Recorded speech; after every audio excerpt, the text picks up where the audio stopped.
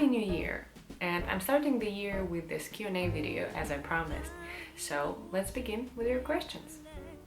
And the first question is, if you have already good level, upper intermediate, how to improve farther?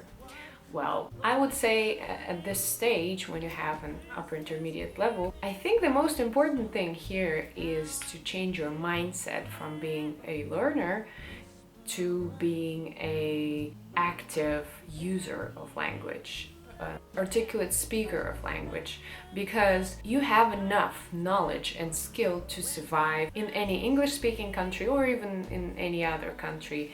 Let go of this mindset of being a learner. Now it's what you do. You speak English.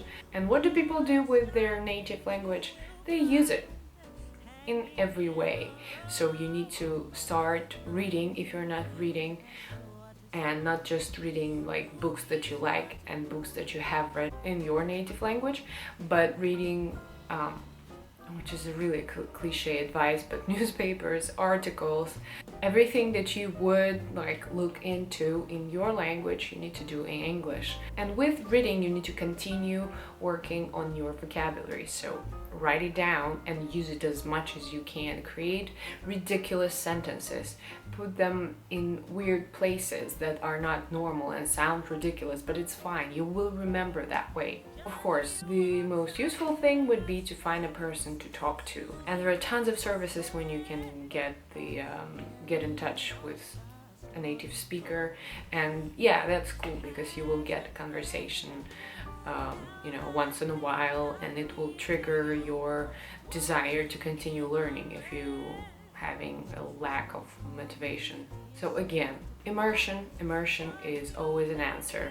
Read, write, watch, write your Google requests in English and just, I don't know, use it. Just start actively using it. And well, while we're on this topic, if you are learning English, no matter what level you're at, give a language a context. It's not an accident that when you go to courses and have a tutor or whatever, you're constantly asked to answer questions about your life and telling stories about you that are relevant to you, because you need to put together the language and your reality. Otherwise, you will not use it because it is not connected to you. So connect English to your life and to your thoughts.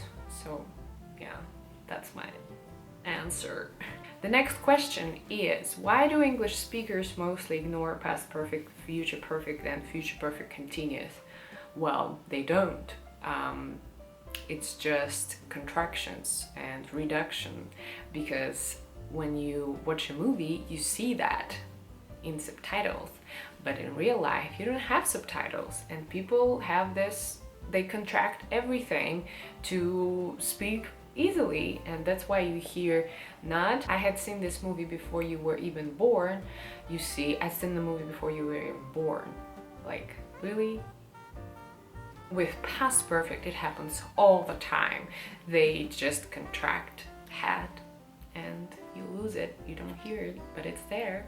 And about future perfect and future perfect continuous, it's just the situation where you would use it is quite rare. And I don't think in regular conversations people often get to that point where you need to use this kind of construction. There is always a time and place for every tense in English language. It's there for a reason. And you just don't get to that point of conversation where you hear that. And sometimes it's easier to break the phrase into two easier phrases than to say a long and complicated one, but it doesn't mean that they don't use it. They do use it. Like, I kind of created a couple of examples. I will not work on January 17th because I will have been traveling for a week by then and I will be very tired. Or my friend is coming to town in like a couple of days, in a week, and she wanted to go to the cinema with me, and I said that I will have seen this movie by the time you're here because I really want to watch it. It's not super simple and regular thing to say, but I would say it. Don't underestimate all those tenses. You need them. And present perfect, past perfect, they are there. They're just contracted, and when you speak quickly they just kind of blend together and you don't hear them, but they're there. And to understand people better and to tell your ideas and tell what you want to tell, you need to know them and you need to use them. Next question is top 5 typical mistakes in learning English. Well, I should really think about it and make a separate video for that, because it's not a simple and quick topic. If I had to pick one, I would say, as I said before, separating English from your life and not making it personal. Yeah, this is a mistake. Don't do that. Would you like to move somewhere abroad? I'm not sure about moving, because I'm at this point in my life where I really want to just move around and I don't want to settle. And that's why I'm not sure I want to move somewhere. I do want to go places, but moving is kind of not on my list anytime soon. So yeah, but yeah, I'm gonna travel the hell lot this year. In your opinion, how should we read classic literary works?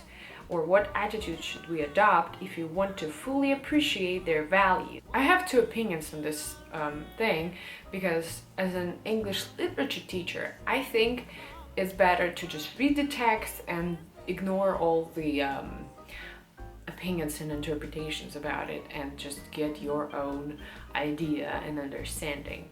But as an English language teacher, it's the opposite. You better research it really well, understand what it's going to be about, what are the main topics, maybe understand the characters more, and then as you start reading it, just, work on your vocabulary, and maybe after reading a small piece and getting and working on vocabulary, you just reread it again and see if you understand the aesthetic point of that, I would say. But generally, just try to start with small pieces. I mean, like stories and poetry, maybe. Yeah, don't get discouraged, because it is complicated and not all native speakers easily understand and can enjoy classic literary works. But it's a good idea. Read. It's better to read than not to, and it's better to try and fail and try again than never really get to reading a real thing. The attitude, I think, here should be just try your best, and again, think as a native speaker, think as a person who owns the language. Language is a skill, so use your skill, exercise it. Okay, does it really matter to use perfect grammar in communication with native speakers on a daily basis out of specific areas such as universities or job interviews? It really depends on your goal. If you're trying to make an impression at a job interview, of course you need perfect grammar.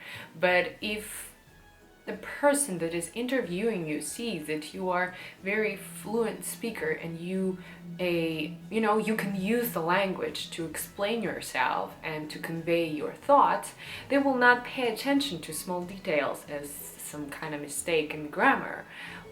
Yeah, focusing on the perfect grammar is a bad idea. You need to focus on the function of grammar. In your learning, you need to focus on where would I use it, how would I use it, and why would I use it. Like in previous questions about past perfect and future perfect, just learn situations where you will need it and try to, put yourself in the situation where you would have to explain something using those tenses. Even if you are a beginner, native speaker will understand what you're trying to say. If you want to be productive with your language and use it to the full potential, of course you need the grammar. And yeah, but don't stress out about it. It's fine. It's fine. Are you an angel?